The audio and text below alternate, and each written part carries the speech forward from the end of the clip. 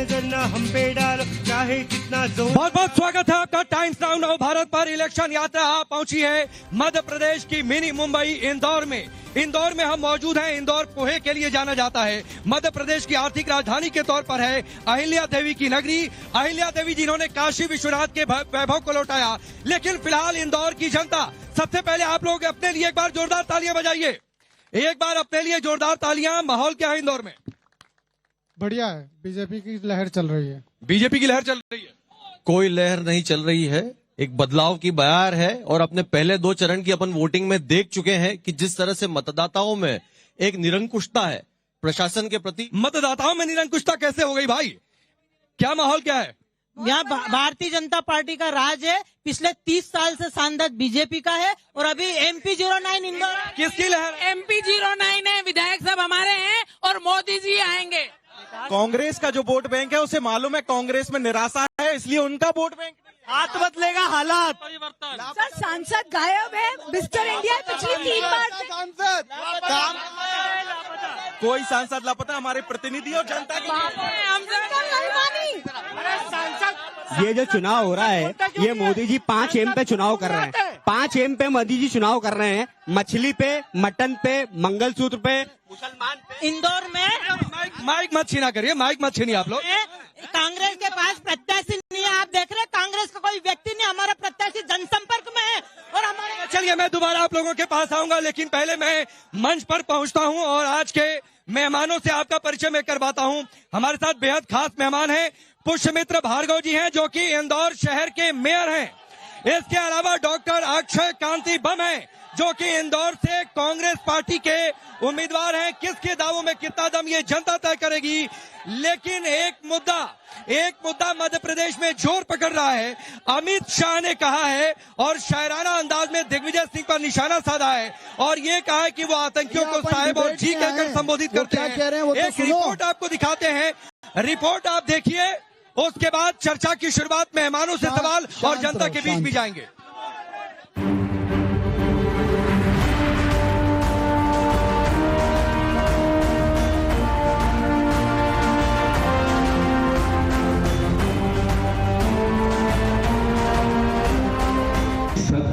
अपने भाषण 15 मिनट के भाषण में 17 बार उन्होंने दिग्विजय सिंह का नाम लिया है। दिग्गी राजा दिग, उनकी बड़ी मेहरबानी है।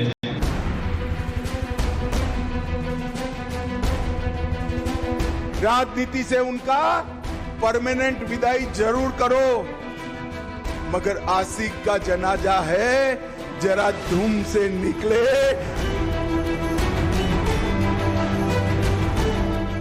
2 चरण की वोटिंग हो चुकी है। 7 मई को तीसरे चरण के लिए सभी सियासी पार्टियां जोर आजमाइश में जुटी। मध्य प्रदेश के राजगढ़ में गृह मंत्री अमित शाह ने शायराना अंदाज में कांग्रेस नेता दिग्विजय सिंह पर हमला बोला। अब समय आ गया है इनको परमानेंट विदाई देने का।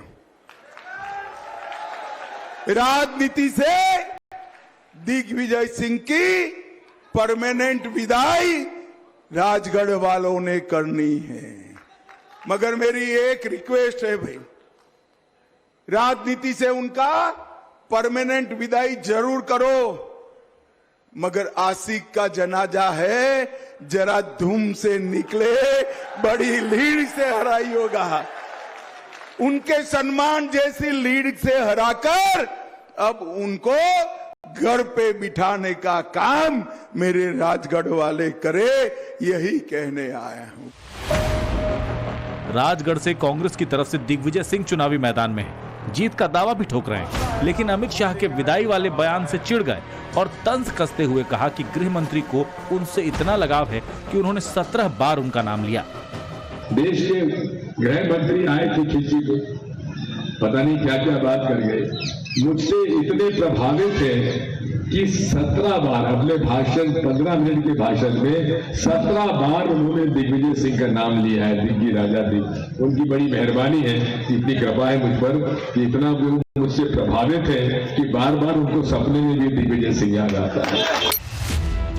चुनावी वार पलटवार के बीच जनता का क्या मूड है, ये जानने के लिए हमारी इलेक्शन यात्रा इंदौर पहुंच चुकी। यहाँ पिछले 35 साल से बीजेपी का कब्जा है। 1989 से बीजेपी इंदौर की सीट जीत रही है। सुमित्रा महाजन 8 बार लगातार सांसद रहीं। 2019 में बीजेपी के शंकर लालवानी चुनाव जीते। अब की बार पार्टी ने फिर से शंकर लालवानी पर भरोसा जताया है। तो वहीं कांग्रेस ने अक्षय कांति बम को 35 साल का सूखा खत्म करने के लिए चुनावी मैदान में उतारा है। नेता अपने अपने दावे और वादे कर रहे हैं, लेकिन जनता किसे सांसद के तौर पर देखना चाहती है। क्योंकि देश में इंदौर की बड़ी पहचान स्वच्छ शहर के रूप में है, तो नेता के तौर पर जनता किस पार्टी को स्वच्छ मानती है, बीजेपी या कांग्रेस? इंदौर की जनता किसे सौंपेगी सत्ता की चाबी? सीधे इंदौर की जनता से जानते हैं उनके मन की बात। सीधे चलते हैं इलेक्शन यात्रा में। ऐसा देश है मेरा, हाँ ऐसा देश है मेरा, ऐसा देश है मेरा, हाँ ऐसा देश है मेरा, बोले पपीहा। तो चलिए ये रिपोर्ट आपने देखी। मैं एक एक क्विक कमेंट जनता क्या सोच रही है जो अमित शाह ने कहा, उसके बाद जो है मंच पर मौजूद मेहमानों का मैं रुख करूंगा। अमित शाह ने कहा है कि दिग्विजय सिंह आतंकियों को साहब कहकर संबोधित करते हैं। देखो वो अमित शाह का तो काम ही यही है। अमित शाह का काम है लोगों को भड़काना, लोगों को आतंकवाद पे, इस पे। तो दिग्विजय सिंह ने साहब नहीं कहा था। यार आप मेरी बात सुनो, चुनाव इंदौर के लिए आए हो क्या आप दिग्विजय सिंह पे आए हो? नहीं, मैं सारे मुद्दों पर, देश के मुद्दों पर भी आया हूँ भाई। इंदौर पर भी बातचीत होगी। एजेंडा का काम नहीं चलेगा। नहीं, इंदौर पर भी बातचीत होगी, मध्य प्रदेश पर भी बातचीत होगी और देश के मुद्दों पर भी बातचीत के लिए आए। ये आप तय नहीं, भाई सिर्फ शहीद के लिए आए क्या? आप तय नहीं करिए ना भाई। हम तय करेंगे, हम इंदौर के लोग हैं, हम तय करेंगे। तो भैया इतना चिल्ला क्यों रहे हैं? आप तय करने। अमित शाह जी जो बोल रहे हैं वो बिल्कुल सही बोल रहे हैं, वो सही बोल रहे हैं, क्योंकि दिग्विजय सिंह के पास कोई न विजन था न है, और वो जवान है, जवान लड़कियां लेके जो शादी कर रहे हैं। कांग्रेस की गवर्नमेंट हमेशा प्रो टेररिज्म रही है, उन्होंने ये डॉक्यूमेंटेड है और उन्होंने हमेशा उनको सपोर्ट किया है। काम की बात क्यों नहीं हो रही, महंगाई की बात क्यों नहीं कर रहे मोदी जी? क्या मुद्दा है, क्या मुद्दा है? 400 पार का तो बोल रहे हैं, पर 40 किलो जो RDX आया था उसका क्या? मैं आऊंगा। ये सियासत में बार बार रहा है। दिग्विजय सिंह के पुराने बयानों को लेकर सियासत होती है, एक बार फिर से अमित शाह ने उसको लेकर निशाना साधा है। देखिए मुद्दा ये नहीं है, मुद्दा ये है भारतीय जनता पार्टी देश के संविधान को बदलने की बात करती है। आज हमारे सामने समस्या ये है, नहीं कहाँ कहा गया कि संविधान बदल जाएगा? इनके MP अनंत हेगड़े जी ने बोला था कि देश के संविधान में बदलाव करने की जरूरत है। आप इधर आइए सामने, मैं आपको बोलता हूं। इसके पहले PM इकोनॉमिक एडवाइजर्स के विवेक देबराय जी ने क्या बोला था कि संविधान को बदलाव नहीं करा जा सकता, इसको पूरी तरीके से बदलना चाहिए। तो मेरा यह सवाल है कि बाबा साहब अंबेडकर जी ने जो संविधान दिया था, क्या भारतीय जनता पार्टी उसको बदलने की बात करती? ठीक है, चलिए इस पर भी बातचीत होगी। मैं एक बार मंच पर मौजूद मेहमानों का रुख करता हूं। अक्षय जी, मैं मध्य प्रदेश की 29 सीटों पर माहौल क्या है, कांग्रेस का कितना दम दिखेगा, इंदौर में 35 सालों से आप क्यों नहीं जीत पा रहे, आपके दावे कितने, मैं बातचीत करूंगा। लेकिन अमित शाह ने जो कहा उस पर एक जवाब तो बनता है कि दिग्विजय सिंह ने आतंकियों को जी और साहेब कहकर संबोधित किया। जाकिर नाइक के लिए जो कुछ कहा वो मुद्दा बनाया जा रहा है, आप क्या बोलेंगे? अच्छा जी, ऐसे तो बात आपका इंदौर में स्वागत है, बात इंदौर की होनी चाहिए, बात इंदौर के विकास की होनी चाहिए। यहाँ के सांसद को जवाब देना चाहिए कि 5 साल में क्या काम करा है, और पिछली 4 डिबेट से सांसद जी नदारद क्यों है, बात उस पे होनी चाहिए। फिर भी आप बोलिए अक्षय जी, अपनी बात रखिए, आपकी आवाज। फिर भी मैं बोल देता हूं कि अगर पार्लियामेंट के ऊपर गोलियां चली थी तब किसकी सरकार थी, अगर प्लेन हाईजैक हुआ था तब किसकी सरकार थी, इस पे क्यों नहीं बात करते हैं आप? आप पहले इस पे बात करिए, उसके बाद बोलिए कि किसने क्या बयान दिया है। आज पार्लियामेंट पे अटैक हुआ था तब दिल्ली में सरकार किसकी थी? जब प्लेन हाईजैक होके कंधार गया था तो तब सरकार किसकी थी? सवाल पूछेंगे कि मुंबई पर अटैक हुआ तो उस समय किसकी सरकार थी? फिर ये सवाल भी पूछे जाएंगे। आतंकी हमलों पर सियासत ना हो। अगर आपको यही सवालों की, अगर आपको इन्हीं सवालों की डिबेट करनी है कहीं नहीं रहा तो इन्हीं सवालों की डिबेट करिए। कहीं नहीं रहा हूँ कि आतंकी हमलों पर मैं चर्चा करने के लिए आया हूँ। क्या दिग्विजय सिंह मध्य प्रदेश के नहीं है? अमित शाह ने क्या राजगढ़ में जाकर नहीं कहा कि दिग्विजय सिंह ने आतंकियों को जीता? ये होना चाहिए कि इंदौर का विकास करने वाला आदमी जो दिल्ली जाता है वो है कहाँ? लापता सांसद है कहाँ? चलिए, लापता विकास भार्गव जी, लोग आपके सांसद को कह रहे हैं कि वो लापता है, बावजूद इसके कि 35 साल से बीजेपी यहाँ पर जीत रही ऐसा है। है कि कांग्रेस में सांसद प्रत्याशी के अलावा कोई बचा ही नहीं है, वो खुद ही आते हैं बेचारे। जीतते थे सब भाजपा में आ गए, देश के साथ, राम के साथ, तो वो अकेले बेचारे संघर्ष कर रहे हैं। उन्होंने खुद ने कहा मैं बलि का बकरा हूँ, उन्होंने खुद कहा मैं बलि का बकरा हूँ। ये क्या सुन रहा हूँ अक्षय भाई? जब मैंने कहा कि लोकतंत्र इस देश में अगर कोई सबसे बड़ा पर्व होता है तो वो लोकतंत्र का पर्व होता है, और लोकतंत्र के पर्व बनने के लिए तैयार हूँ। आम जनता होती है, और आम जनता की सेवा के लिए अगर मेरे गले की बलि देना है तो मैं तैयार हूँ। और कार्यकर्ता नहीं हो, सांसद को डिफेंड करने के लिए प्रतिनिधि की बजाय महापौर को सांसद को डिफेंड करने के लिए आना पड़ता है। क्या महापौर का सांसद का काम है पहले अक्षय नगर भाई निगम का काम करना। मेरा ये कहना है, अभी इनकी बात पूरी हो जाए फिर आ रहा हूं। अच्छा, मेरा आप सबसे ये आग्रह है कि जब हम बोले तब आप शांत रहो, तो समझ में आएगा। मेरा ये कहना है कि देश हित के जो मुद्दे हैं उसको ये एजेंडा मानते हैं। दिग्विजय सिंह बटाला हाउस एनकाउंटर पे प्रश्न चिन्ह लगाते हैं। दिग्विजय सिंह और कांग्रेस पार्टी आतंकवादियों को बिरयानी परोसती है। दिग्विजय सिंह और कांग्रेस पार्टी के लोग मुस्लिम तुष्टीकरण की परिकाष्ठा करते हैं, और जब ऐसे लोगों पे एजेंडे की बात होती है तो ये कहते हैं कि ये एजेंडा है। मैं बोलूं तो नहीं, लेकिन मुझे एक बात बताइए, फिर मैं एक बार फिर से पब्लिक के बीच जाऊंगा। जो अक्षय भाई ने बातचीत कही कि यहाँ पर सांसद नहीं मिल रहे हैं, उनके मुकाबले आप आ गए, ये भी ये सवाल उठा रहे हैं, इस पर आप क्या जवाब देंगे? फिर मैं लोगों के बीच जा रहा हूँ। सुनिए, ऐसा है, और देश का देश का मुद्दा क्या है? देश का मुद्दा यहाँ पे दिए हुए बयान नहीं है। देश का मुद्दा यह है कि 60 साल गरीब में के कांग्रेस चौके देश को खा गई। गरीब के चौके देश का मुद्दा है कांग्रेस के बयानों का कोई मतलब नहीं होगा। कांग्रेस ने देश को गिरवी रख दिया। ये है मुद्दा, देश का मुद्दा ये है क्या रहा है? 10 सालों में विकास हुआ। देश का मुद्दा है कि देश के प्रधानमंत्री ने भारत को 5वीं अर्थशक्ति बनाया। देश का मुद्दा है कि देश में भारत को सम्मान से देखा जाता है। ठीक है, मैं फिर से जनता के बीच जाता हूँ। दुनिया में भारत की ताकत है, जनता के बीच जा रहा हूँ। मोदी दुनिया के 35-40 साल से ये संघर्ष कर रहे हैं। अगर ये जनता का विश्वास हासिल कर लेते तो कब से जीत जाते। अभी तो जमानत बचाने की सोचो। मोदी भ्रष्टाचार पे बात करने वाली इंडियन एक्सप्रेस की रिपोर्ट है। 25 जो भ्रष्ट लोग थे उनको भाजपा ने अपने अंदर कर लिया। भ्रष्टाचार पे अरे हर पार्टियों में नेता आते जाते रहते हैं। केजरीवाल की बात करो, केजरीवाल की मुसलमान केजरीवाल की बात करो, केजरीवाल इनकी ये कानून लाए, जनसंख्या नियंत्रण करे। आप चाहते हैं जनसंख्या नियंत्रण कानून है? देखिए, अगर हम बात करें, कृपया शांत रहें। बोलिए, आप बोलिए। अगर आप बात करें यहाँ पर, तो सकारात्मक राजनीति कब होगी हमारे देश में? चौकीदार बच्चे आप यहाँ पर चेक करें, दोनों विपक्ष और पक्ष दोनों के जो नेता हैं 75% दूसरे के बारे में गलत बातें बोलते हैं, 25% अपने बारे में बोलते हैं। अरे पॉलिटिक्स ऐसे ही चलती है। मेरा कांतिबम से ये सवाल है कि जब आपके सारे बड़े नेता हमारे इसमें सम्मिलित हो गए तो आप क्यों अपना टाइम वेस्ट कर रहे हैं? अब ये लीजिए, कांति भाई आपको बुला रही है भाजपा में, ये कह रहे हैं आप क्या कर रहे हैं कांग्रेस में। ताली बजाओ, ये भी पसंद करते हैं, ये भी पसंद करते हैं, ये भी पसंद करते हैं। एक सेकंड, हाथ मत पकड़ा करिए भाई, हाथ मत पकड़ा करिए। खाली ये भारतीय जनता पार्टी की बात करने से देश का भला नहीं होगा। कौन भाजपा की बात कर रहा है? इसका देश का संविधान का पालन हो रहा है क्या नहीं पालन हो रहा? आज इस देश के एक उदाहरण बच्चों को, दो, नागरिकों को, देश के बच्चों को अच्छी शिक्षा मिल रही है क्या? निःशुल्क शिक्षा मिल रही है क्या? निःशुल्क शिक्षा इधर से हाँ बोलिए।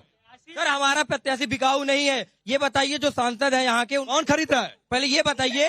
अरे कौन खरीद रहा है? कोई नहीं खरीद रहा, ये बोल रहा है कोई नहीं खरीद रहा। मुझे ये बता, 35 करोड़ में सारे विधायक बिके हैं, और यहाँ मध्य प्रदेश आपने देखा आपके सामने 35 करोड़ दिए गए थे। हमारे विधायक आपके सामने 35 करोड़ दिए गए। कांग्रेस के प्रेसिडेंट विधायकों के फोन आए। 82% युवा मध्य प्रदेश का बेरोजगार है, इसका जिम्मेदार कौन है? अरे बावड़ी जैसे कांड हो जाते हैं और सांसद सोता रहता है। यहाँ के सांसद पे क्या पुष्पमित्र जी को विश्वास नहीं कि चौथी बार डिबेट करने हैं? यहाँ का सांसद का बीजेपी को विश्वास नहीं है। सांसद हमारे इंदौर से सांसद बन के गए थे तो विकास के मुद्दों पे बात नहीं करी। अरे सुनिए प्रत्याशी जी, आप तो ये, मैं आपसे ये नहीं पूछूंगा कि जो आपके 18 महीने की सरकार में 14,000 करोड़ रुपए जो आपने डकार लिए उसका क्या हुआ। मैं आपसे ये भी नहीं पूछूंगा कि किसानों को जो 2 लाख रुपए देने थे वो आपने नहीं दिए। मैं ये भी नहीं पूछूंगा, क्या ये भी नहीं पूछूंगा युवाओं को सवाल क्या है? सवाल ये है कि इंदौर के लिए विजन बता दो अपना। विजन बताइए। अक्षय भाई मैं आपको आधा मिनट देता हूँ, फिर मैं लूंगा। पहले बोलिए। ये जो 14,000 करोड़ की बात कर रहे हैं, 2014 में 55,000 लाख करोड़ का लोन था, जो कि आज देश के ऊपर 2 लाख करोड़ 200 लाख करोड़ का लोन है। उसके बाद पर कैपिटा 41,000 का लोन था। बंटाधार जो छोड़ के गए थे उसके बाद लोन। मोदी जी के पास तो 2047 तक का विजन और स्ट्रेटेजी है। Where does he see himself after 5 years? What is Akshay sir education line से है, वो मुझे बता दें। आज मध्य प्रदेश की लिटरेसी रेट 69% है, मेल्स की लिटरेसी रेट 78% है, फीमेल्स की लिटरेसी रेट 60% है। इतना डिफरेंस क्यों? आपका क्या प्लान है, बताइए आप। पूछिए। अरे 35 साल से इंदौर में भाजपा की सरकार है, यही हाल छिंदवाड़ा में था। आज आपके जितने लोग बस में बिठा के लाए सब इंदौर आके पढ़े, छिंदवाड़ा कोई नहीं जा रहा है। आज माननीय प्रधानमंत्री मोदी जी की जितनी योजनाएं हैं वो 1 रुपया भेजते हैं, वो 1 रुपया पूरा आता है डिजिटल। ये 1 रुपया भेजते थे 15 सारी योजना। मेरा निवेदन है आप इंदौर के मुद्दे की बात करिए, एजेंडे वाला पत्रकारिता मत। अरे भाई क्या इसमें एजेंडा दिख गया? मैं सवाल पूछ रहा हूँ, क्या आप अपना एजेंडा यहाँ पर आके चलाना चाह रहे हैं? ऐसे थोड़ी नहीं होता है, ऐसे थोड़ी नहीं होता है। सर किसानों के बारे में तो कोई बात ही नहीं कर रहा है आज की डेट में, शिक्षा के बारे में कोई बात नहीं कर रहा है, जागरूकता के बारे में कोई बात नहीं कर रहा है, बस कर रहे हैं तो एक दूसरे की बुराई। क्यों ऐसा? मैं भी इस संसदीय क्षेत्र के अंदर निर्दलीय प्रत्याशी के रूप में मैंने फॉर्म भरा है। मैं भारतीय वायु सैनिक रहा हूं, तो आप चुनाव में खड़े हैं? मैं चुनाव में खड़ा हुआ हूं। ये महापौर से पूछो कि पूरे शहर में काला पानी आ रहा है। स्मार्ट सिटी की रोडों में नई लाइन डली है, उसके बाद भी गटर का पानी। लीजिए एक सवाल महापौर के लिए। पुष्पमित्र भार्गव जी कह रहे हैं काला पानी आ रहा है इंदौर में।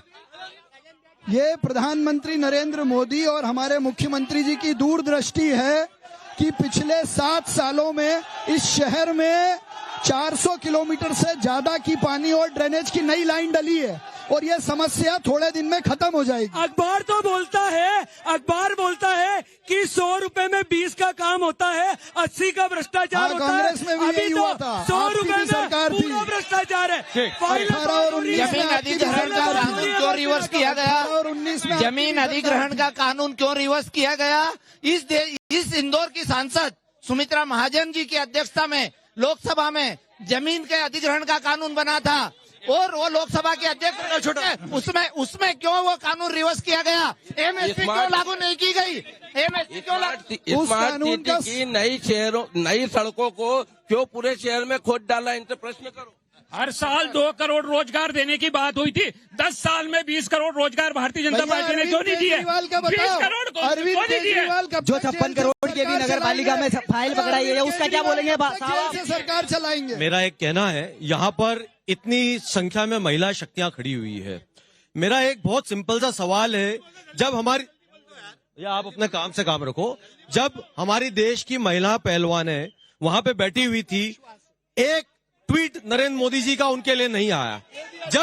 जब मेरी बात समझना, अंकिता भंडारी के साथ बलात्कार हुआ, उसकी हत्या हुई, भारतीय जनता पार्टी द्वारा एक ट्वीट, कोई एक्शन नहीं लिया गया। मेरा ऐसा मानना है कि यह महिला विरोधी सरकार है और वहीं कांग्रेस पार्टी में आप राहुल गांधी, ठीक है बोलिए। ये बात करते हैं कि मैं चुनाव लड़ने खड़ा, इनके साथ कोई कांग्रेस का बड़ा नेता नहीं हो, जितना खड़ा इनका स्टाफ और इनका अनुशासन देखिए, अंदर आके खड़े हुए हैं। क्यों स्टाफ और बच्चे वोट नहीं डालते हैं क्या? नहीं, मेरा एक ही प्रश्न है, इतने सालों से कांग्रेस राज कर रही थी, यहाँ से जो एबी रोड है, जहाँ पे हमारे पूर्व जो मुख्यमंत्री दिग्विजय सिंह जिनका घर था, और जो माधवराव सिंधिया जी जहाँ के गुना ग्वालियर के थे उस समय, सुनो अभी सुनो, और से रोड नहीं बनी थी। सवाल क्या है, सवाल क्या है आपका? 2018 में रोड वो बन पाई, सारी रोडें पूरा मध्य प्रदेश अंधेरे में और अविकसित था। मोदी जी के आने के बाद सड़कों का जाल पूरे विश्व में भी बन गया। इधर से क्या? देखिए, कांग्रेस पार्टी को, इंदौर की कांग्रेस को भी इनके पास भरोसा नहीं है। सारा स्टाफ है, बच्चे हैं, फैकल्टी है। भरोसा तो इतना है आप लोगों को। देश में इतने अच्छे दिन लाए कि आज यहाँ सांसद खड़े नहीं हो पा रहे, ये तो अच्छे दिन आए। इस देश सबसे ज्यादा घोटाले मध्य प्रदेश में, और इन्होंने तो भगवान को भी नहीं छोड़ा। उज्जैन का भूल गए क्या? अरे तो एमपी में इतने दिनों से बीजेपी की सरकार क्यों चल रही है? अंधभक्त है और ईवीएम सेटिंग, मतलब जनता जो वोट दे रही है वो अंधभक्त है। ईवीएम सेटिंग सुप्रीम कोर्ट ने आईना के कारण हो रहा था। सुप्रीम कोर्ट ने आईना दिखाया। भ्रष्टाचार सरकार मध्य प्रदेश में। ठीक है। गौरव मौजूद है, मैं मंच पर जाऊं उससे पहले गौरव, आप क्या सुनाएंगे इंदौर के लोगों को? सर देखिए, यहाँ का तो माहौल देखते हुए एक ही गाना मेरे मन में आ रहा है, हम भी है जोश में बातें कर होश में, हम भी है जोश में बातें कर होश में, यूं न आके देखा साइलरो साइलरे क्या बोला फिर बोल रे, साइलरो साइलरे क्या बोला फिर बोल। अब अक्षय भाई, मैं एक बार फिर से मंच से एक एक सवाल लेता हूं, फिर आप लोगों के बीच आऊंगा। एक मिनट। पिछले 35 साल से, रुकिए, अरे हो गई नारेबाजी हो गई। रैलियों के लिए बचा कर रखिए, चुनावी कार्यक्रम नहीं है ये। रुक जाओ ना, चुनावी कार्यक्रम नहीं है ये। मैं आऊंगा भी, ये चुनावी कार्यक्रम नहीं है, चैनल का डिबेट शो है, तो उसी हिसाब से आप लोग करिए। अक्षय भाई, पिछले 35 साल से इंदौर में बीजेपी जीतती आ रही है, आपको अपनी जीत पर कितना भरोसा, और पिछले 35 साल में क्या हुआ कि इंदौर के लोगों ने कांग्रेस पार्टी पर भरोसा नहीं किया? आपको एक चीज देखनी पड़ेगी कि 35 साल में, दीदी आप शांत रहो थोड़ा। अगर आज 35 साल में इंदौर को जाना जाता है तो किन चीजों के लिए जाना जाता है? इंदौर को आईआईटी के लिए जाना जाता है, आईएम्स के लिए जाना जाता है, कैट के लिए जाना जाता है और स्वच्छता के लिए जाना जाता है। अगर आप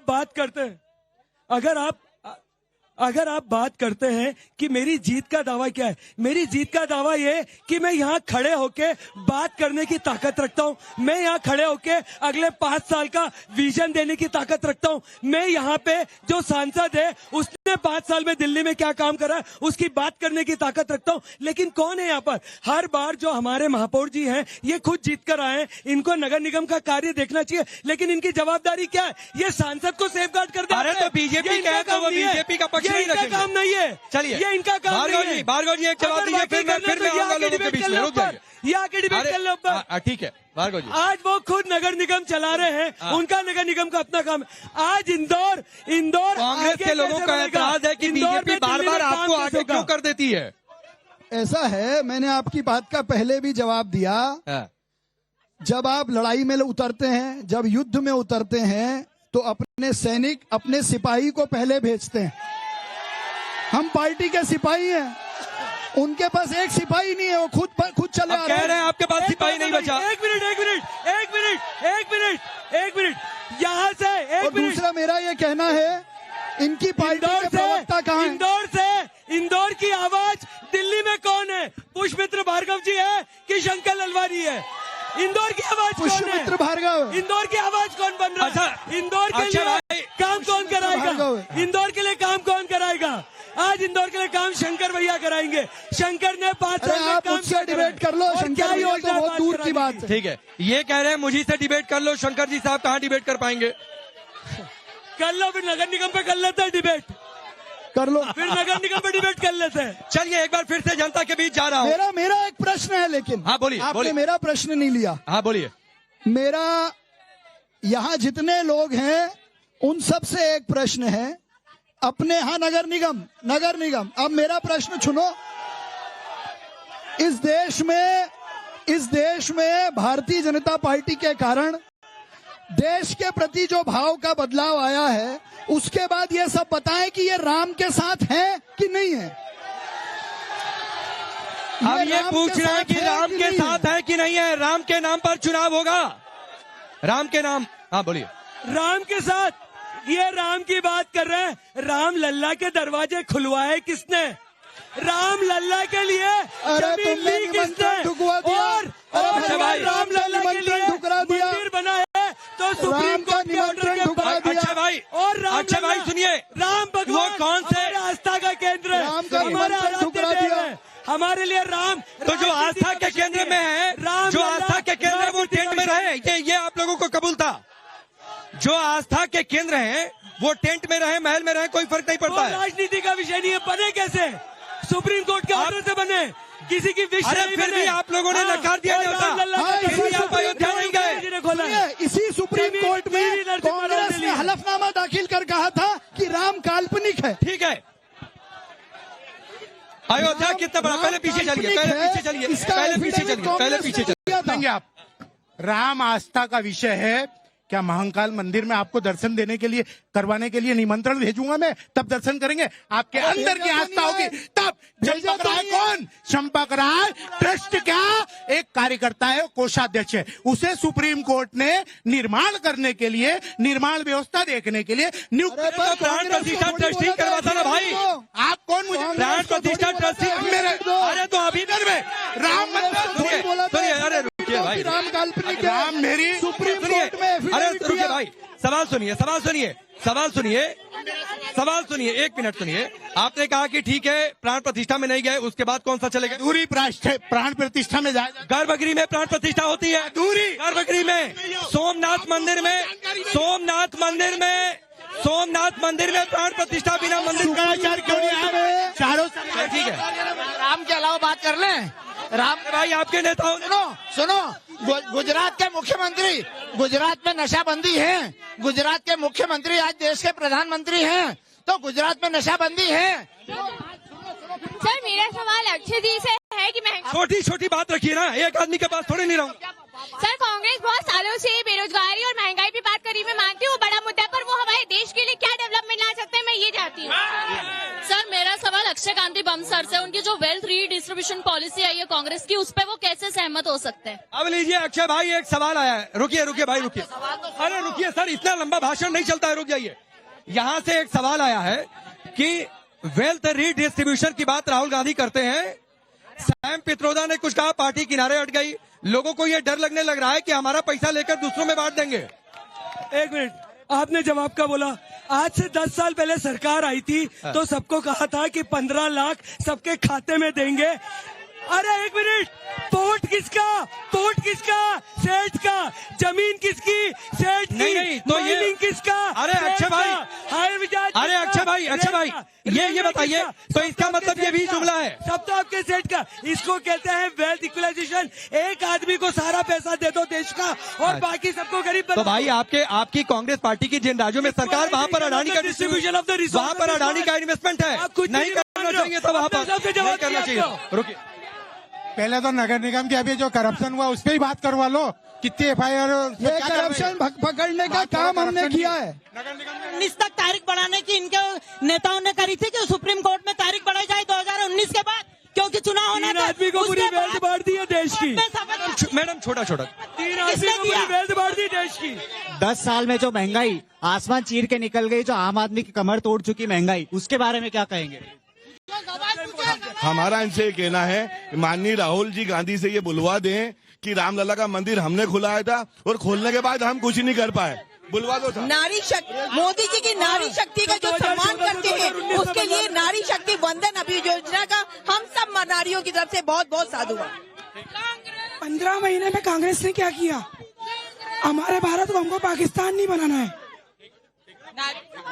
मोदी जी 2014 के पहले, एक मिनट सुन, मोदी जी 2014 के पहले बोले 2 करोड़ नौकरी प्रतिवर्ष दिया जाएगा।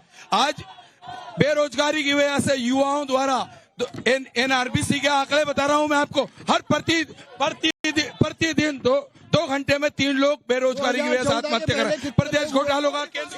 हाँ, तो मेरा सवाल पुष्पमित्र भार्गव से पहली बार, हर बार मैंने सांसद जी से जवाब मांगा, पर अब की बार पुष्पमित्र भार्गव जी से सवाल कि पुष्पमित्र भार्गव जी की नाक के नीचे 100 करोड़ का घपला हो गया ड्रेनेज का, और पुष्पमित्र एक जवाब, भार्गव जी एक जवाब दीजिए, मैं फिर आ रहा हूँ।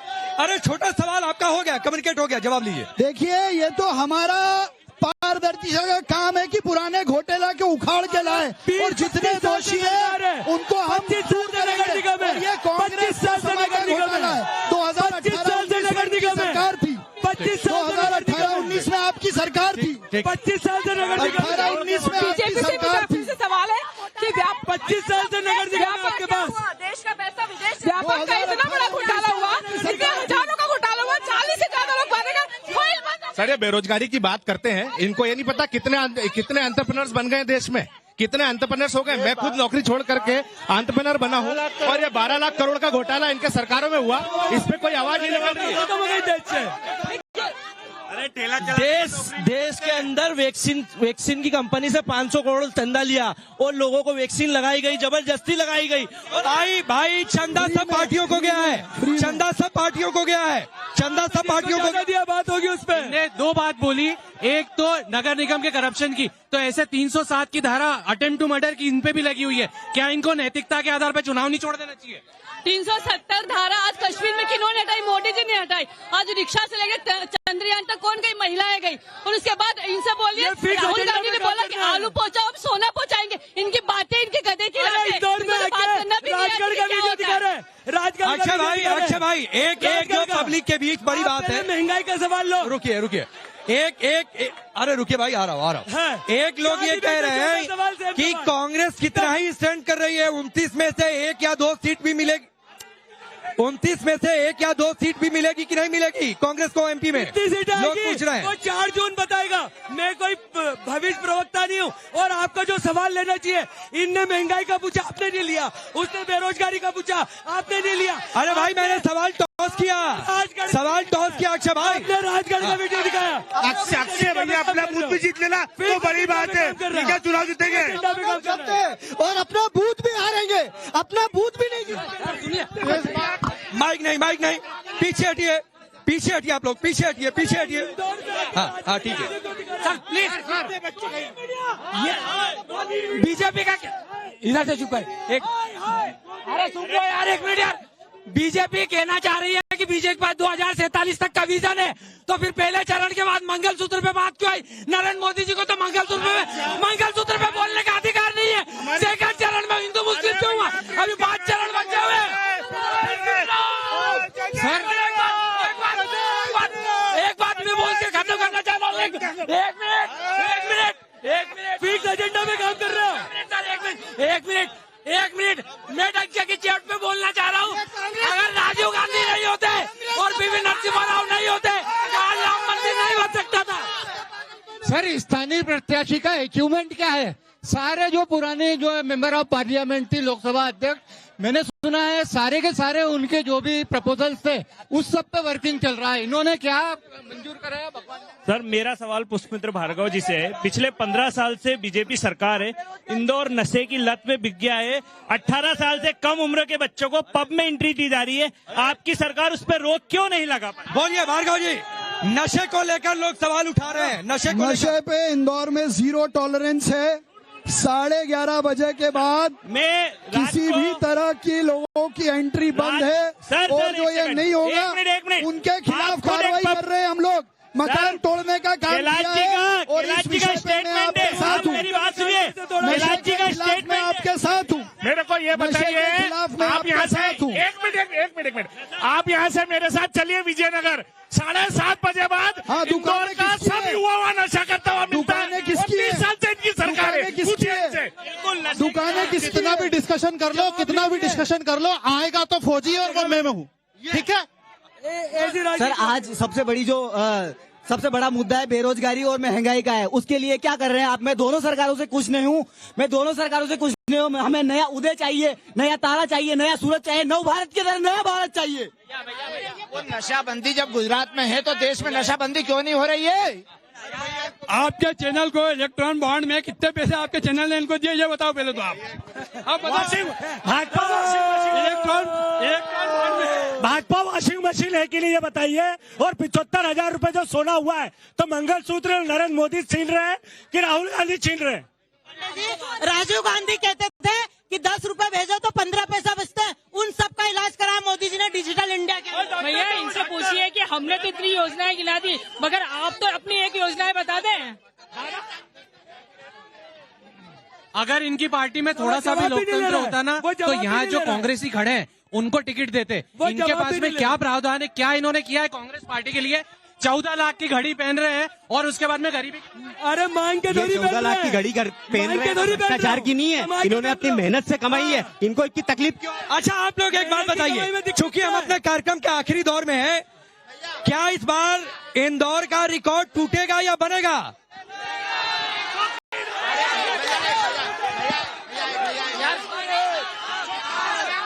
अक्षय भैया अभी भी टाइम है, बीजेपी ज्वाइन कर लो।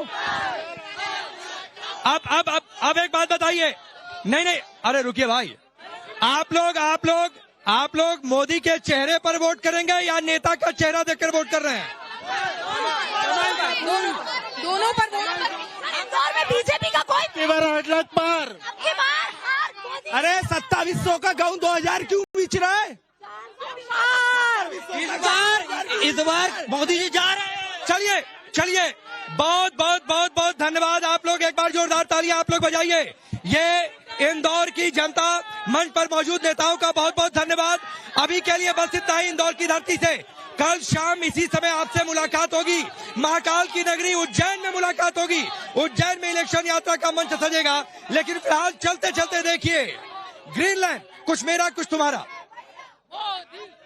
देखिए, कांग्रेस इस प्रदेश में झूठ बोलने का काम करती है। 2018 में जब कांग्रेस सरकार आई तो झूठे वादे किए। उन्होंने बोला हम कांग्रेस सरकार ने बोला राहुल गांधी मध्य प्रदेश की धरती पर आए और उन्होंने बोला कि हम 10 दिन में 2 लाख कर्जा माफ कर देंगे किसानों का। उन्होंने बोला हम 4000 का स्टाइपेंड देंगे, लेकिन कोई भी वादे उन्होंने पूरे नहीं किए और इस मध्य प्रदेश से उनकी 15 महीने में विदाई हो गई।